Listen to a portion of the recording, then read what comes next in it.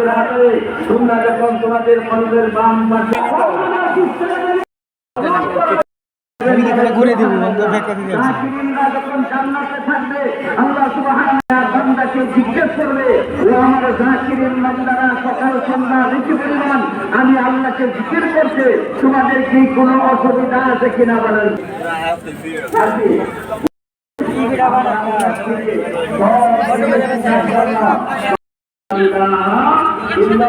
তোমরা যখন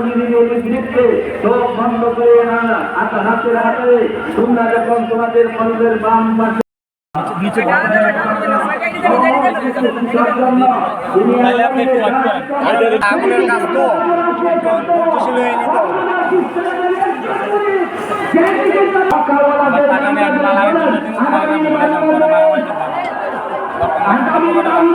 মাল্লা পাইল টাকা পকেটে